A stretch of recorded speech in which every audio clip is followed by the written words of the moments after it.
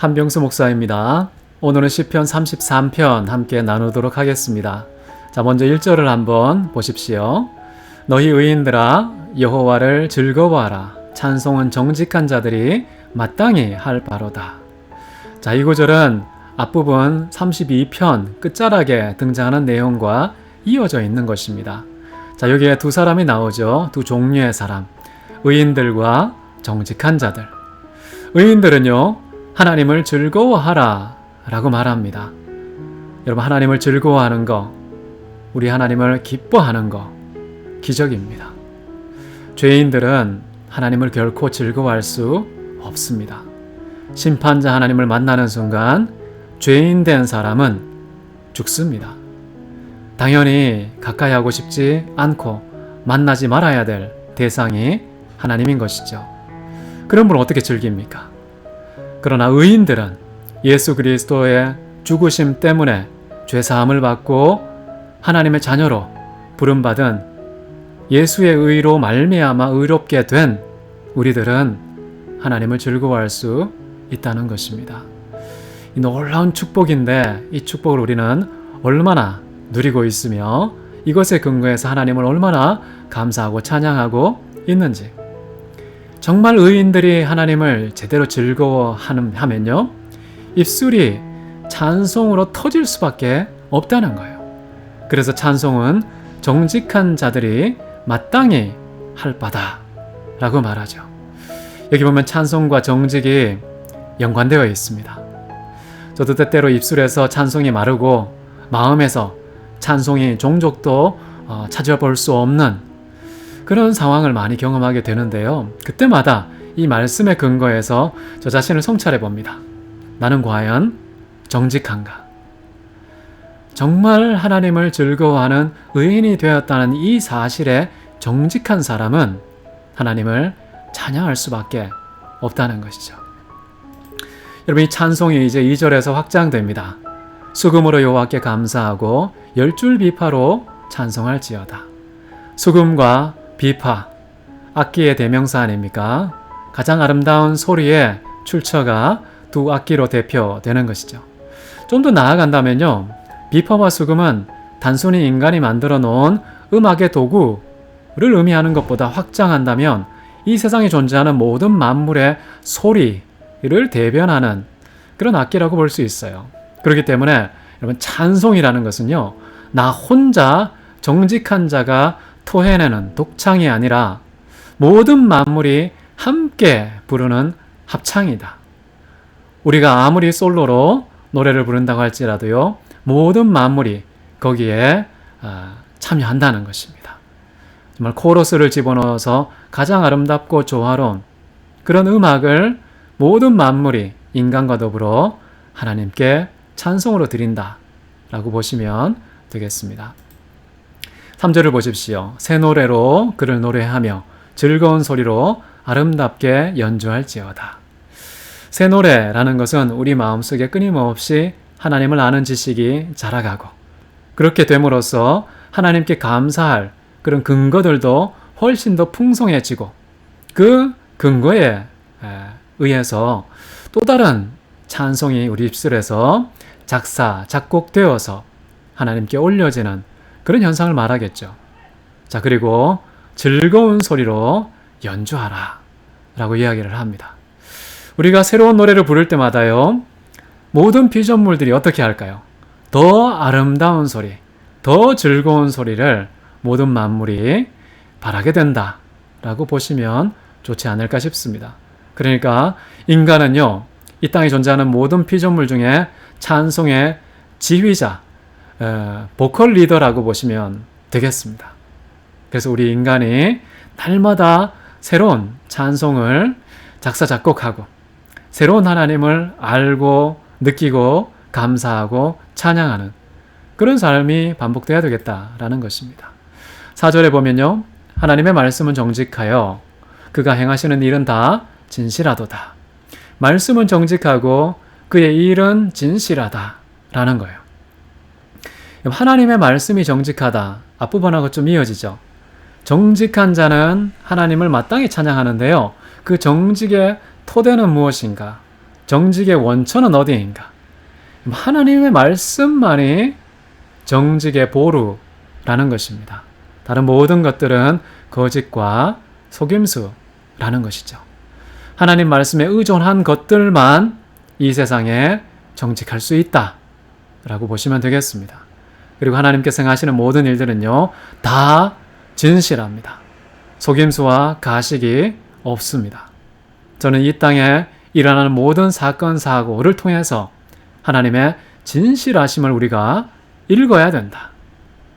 하늘의 진실이 무엇인지 삶의 모든 현장에서 경험하는 모든 사건에서 읽고 그 하나님을 만나고 또 찬양의 근거를 또 확대하고 축적하고 부유하게 만드는 그런 나날이 되어야 되겠다는 것이죠. 이제 5절을 보십시오. 그는 공의와 정지, 정의를 사랑하심이며 세상에는 여호와의 인자심이 충만하도다. 하나님께서 말씀이 정직하고 행하시는 일이 진실한데 거기에서 우리가 발견해야 되는 구체적인 내용이 무엇인가 설명하고 있죠.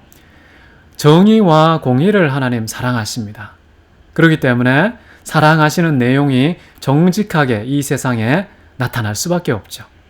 그래서 이 세상 여러분 정말 모든 상황 속에서 하나님의 정의와 공의를 발견해야 됩니다. 동시에 우리가 그것을 사랑해야 되겠죠. 정의와 공의는요, 그것을 사랑하는 자의 눈에만 발견되는 특성을 가지고 있습니다. 그리고 또 여호와의 인자하심도 온 세상에 충만하다는 것이죠. 하나님께서 말씀을 하시든지 일을 하듯인지 그 안에는 공의와 정의와 자비가 가득하다라는 것입니다. 자, 이 세 가지를 우리가 진심으로 사랑한다면 삶의 모든 영역에서 삶의 매 순간마다 이것을 발견할 수밖에 없고 그것을 발견한 정직한 사람들은 찬송할 수밖에 없다. 이렇게 보시면 되겠죠. 여호와의 말씀으로 하늘이 지음이 되었으며 그 만상을 그의 입 기운으로 이루었도다. 이 땅에 존재하는 모든 만물들은요, 하늘과 땅과 그 사이에 있는 모든 것들이 하나님의 말씀, 그 입의 기운으로 만들어졌다는 것입니다.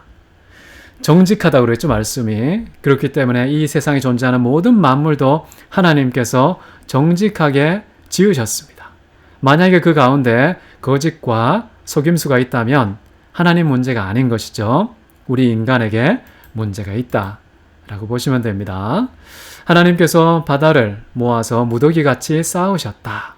깊은 물을 곳간에 두시었다. 이 땅에 존재하는 땅과 바다, 그 사이의 경계, 그 바다를 가득 채운 거대한 바닷물, 그리고 깊숙한 곳에 있는 그 물까지 하나님께서 쌓아두셨고 저장해 두셨다는 것입니다. 그래서 우리는 바다에 들어간 그 광활한 바다 속에서 단 한순간도 하나님께서 이루신 일의 지문을 우리가 발견하지 못할 수가 없는 것이죠. 그 넓은 바다 전체가 하나님께서 이 땅에 무슨 일을 하셨는지 그것을 우리에게 알려주는 지문, 흔적이라는 것입니다.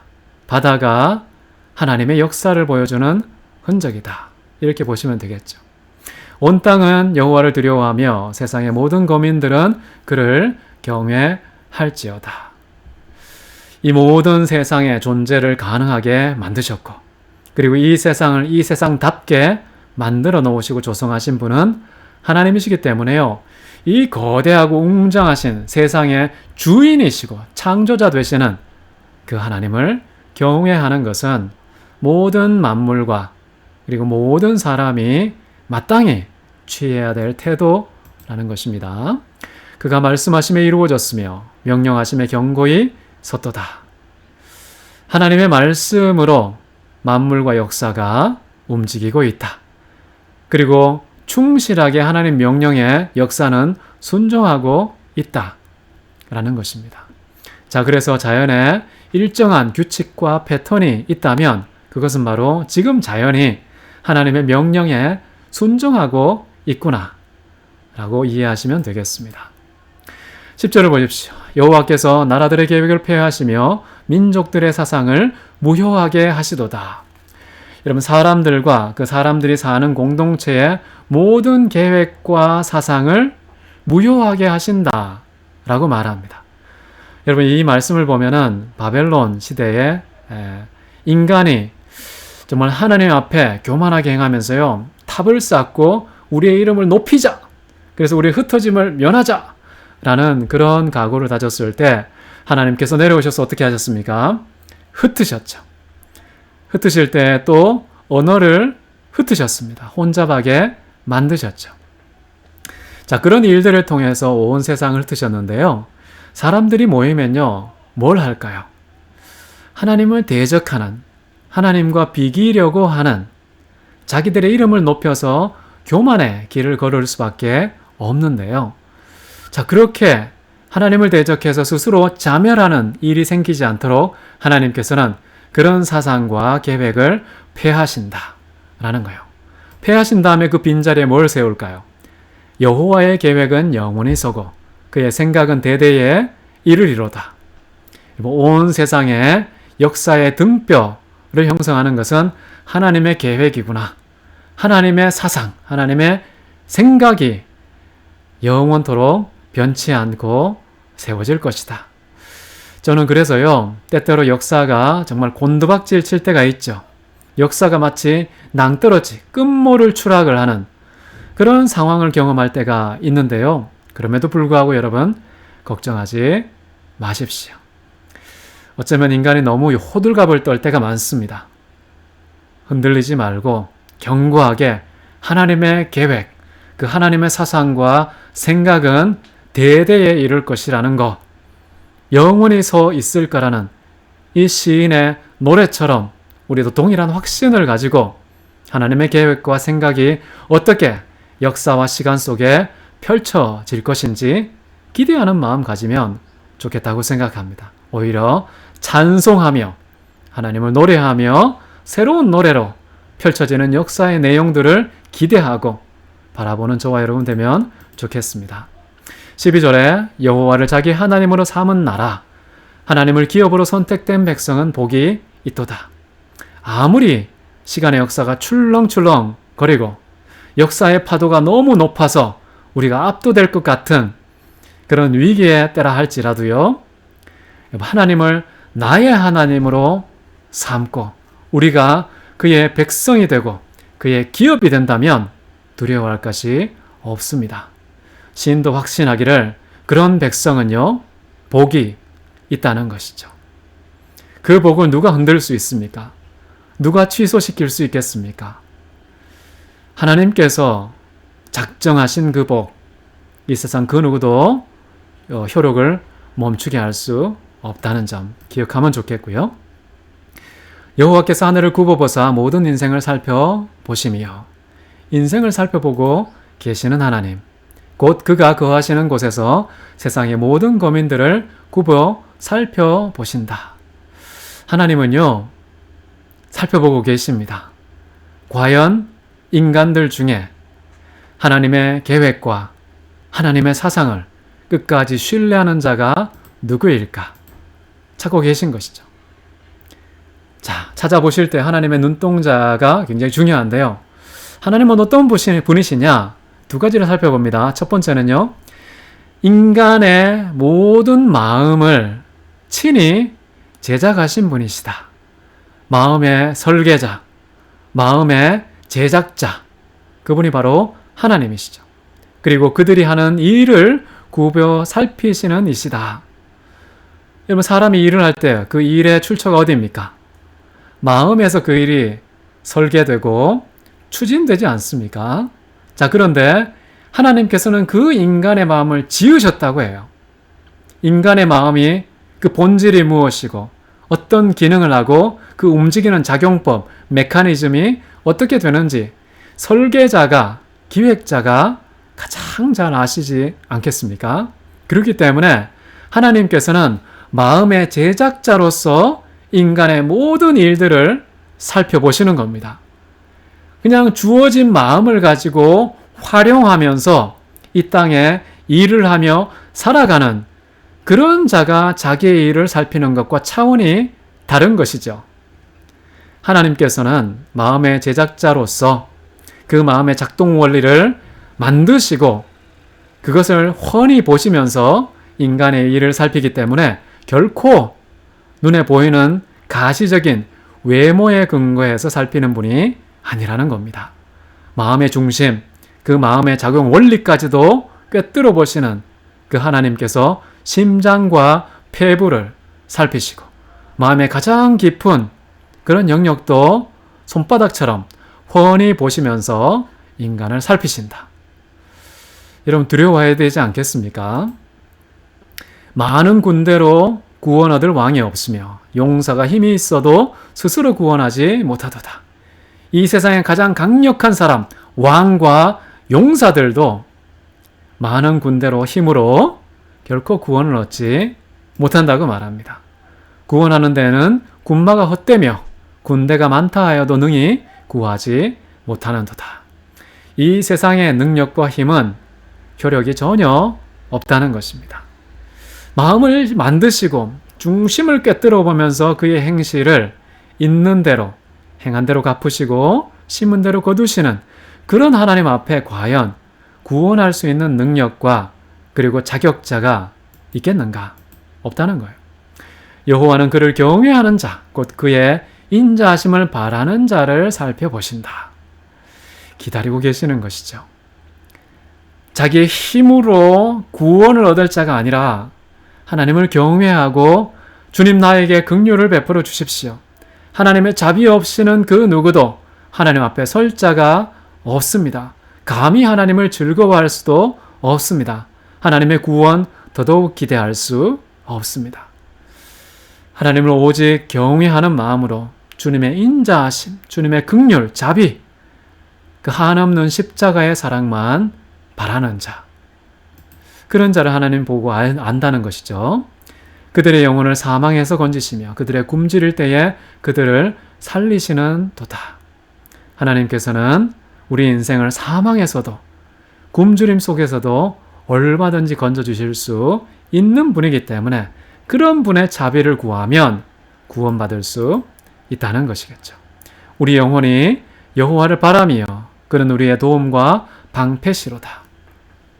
자, 이제 시인은요, 우리라는 이 공동체 속에서 이런 하나님을 소개한 다음에 우리는 그럼 어떻게 해야 되느냐? 아주 실천적인 우리의 다짐과 각오를 노래할 때에 우리의 영혼은 오직 그 하나님만 바라겠습니다. 하나님만이 우리의 소망이 되십니다. 그렇기 때문에 하나님을 방패와 도움으로 삼는 자가 된 것이죠. 우리 마음이 그를 즐거워하며 우리가 그의 성호를 의지하였기 때문이로다. 하나님을 의지하는 자, 하나님의 긍휼과 자비, 무조건적인 십자가의 사랑을 사모하고 바라는 자는요, 결국 어떤 결과가 나오느냐? 우리의 마음이 하나님을 즐거워할 수 있게 된다는 겁니다. 여러분 1절에서 뭐 얘기했습니까? 의인들아 여호와를 즐거워하라. 여러분 마음이 하나님을 즐거워할 수 있는 자는 그분을 의지하는 자, 그분을 경외하는 자, 그분만을 바라보는 자, 그런 자만이 도움과 방패를 얻고 드디어 의로운 자가 되어서 하나님을 두려움의 대상이 아니라 즐거움의 대상으로 누릴 수 있게 된다는 것입니다. 마지막 절입니다. 여호와여 우리가 주께 바라는 대로 주의 인자하심 우리에게 베풀어 주옵소서. 오늘 말씀 어떻게 보셨습니까? 저는 하나님을 즐거워하는 자가 되고 싶습니다. 그리고 날마다 그 하나님을 즐거워할 때에 정말 기가 막힌 하나님을 아는 지식이 자라나고 우리를 얼마나 놀라운 구원으로 우리를 의인으로 만드셨는지 그런 것을 날마다 그 지식이 갱신되어서요 새로운 노래를 작사하고 작곡하고 정직한 마음으로 마땅히 하나님을 노래하는 자, 이 땅의 최고의 음악가를 시도하면 참 좋겠다라고 생각합니다. 이 세상 사람들은 뭔가 도모하죠. 계획을 세우고 마음의 어떤 생각을 모읍니다. 그렇지만 그들은 하나님을 대적하고 하나님께서 보내신 예수 그리스도를 미워하고 멸시하는 그런 일을 도모할 가능성이 높습니다. 임금들이, 용사들이 그렇게 자기의 힘을 엉뚱한 방향으로 사용해 보았자 결코 구원에 이르지는 못합니다. 오직 하나님을 경외하는 자, 그의 자비를 기대하는 자만이 여러분 구원받을 수 있습니다. 하나님께서 우리를 십자가의 사랑으로 의롭다 하셔서 비로소 하나님을 즐거워하는 놀라운 축복의 대열에 우리를 세워 주신다는 것이죠. 여러분 오늘 하나님을 노래하십시오. 하나님을 마구마구 즐거워하십시오. 입에서 찬송이 마르지 않도록 내 마음은 찬송의 샘이 되도록 내 모든 마음과 몸이 하나님을 노래하는 악기가 되도록 그렇게 할 때에 모든 만물이 함께 코러스를 넣으면서 이 찬송에 동참하는 그래서 모든 만물이 그리스도 안에서 찬송으로 하나 되는 역사가 우리 각 사람을 통해서 일어날 줄 믿습니다. 오늘 하루도 주 안에서 승리하시고 최고의 음악, 가장 아름답고 새로운 그런 음악의 작사, 작곡가, 전문가가 다 되시기를 주의 이름으로 축복합니다. 감사합니다.